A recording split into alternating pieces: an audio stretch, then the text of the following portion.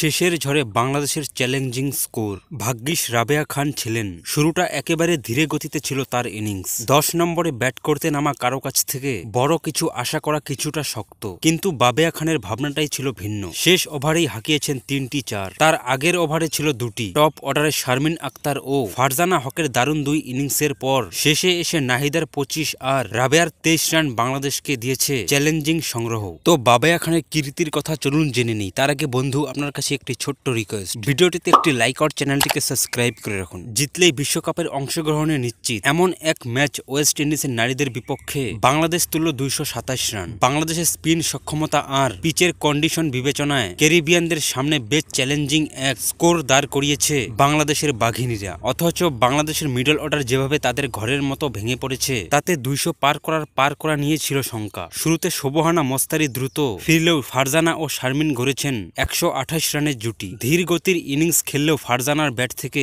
এসেছে কার্যকর 42 রান। 50 তুলে নেয় শারমিন, থেমেছেন 66 রানে। বড় রানের কক্ষপথে থাকা বাংলাদেশের রানের লাগাম টেনেছেন আলিয়াহা আলাইয়ানের একটা ওভারে। সেখানেই ঘুরে যায় ইনিংসের মোড়। 3 বলের ব্যবধানে সাজঘরে ফিরেছেন ফারজানা ও শারমিন। এরপর ছিল কেবল আসা যাওয়ার মিছিল। ঋতুমণি ছাড়া আর কেউ যেতে পারেননি 2 অঙ্কের ঘরে। ফর্মে থাকা এই ব্যাটার ফেরেন 15 রান করে। দলের সবচেয়ে বড় নির্ভরতা জ্যোতির ব্যাট থেকে আসে 5 রান। ফাহিমা আর স্বর্ণাও পারেননি বিপর্যয় সামাল দিতে। এক পর্যায়ে 138 রানে 1 উইকেট থেকে স্কোর কাট হয় 177 রানে 7 উইকেটে। সেখান থেকে হাল ধরেন দলের সহ অধিনায়ক নাহিদা। 4টি 4-এর সাহায্যে করেছেন 25 রান। ক্রিজ আঁকড়ে থাকা সঙ্গে নিয়েছেন বাবেয়া। তবে 49তম ওভারে 2-4-এ দলের স্কোর পার করান রাবেয়া খান। এরপর শেষ ওভারে নাহিদা একটি 4 মেরে আউট হলেও রাবেয়া 3টি 4-এ স্কোরবোর্ড করেছেন সমুগ্ধ। শেষ পর্যন্ত 9 উইকেটে বাংলাদেশ তুলেছে 227 রান। এই রান ডিফেন্ড করতে পারলেই বাংলাদেশ পেয়ে যাবে বিশ্বকাপ খেলার ছাড়পত্র। উইন্ডিজ নারীদের হয়ে এদিন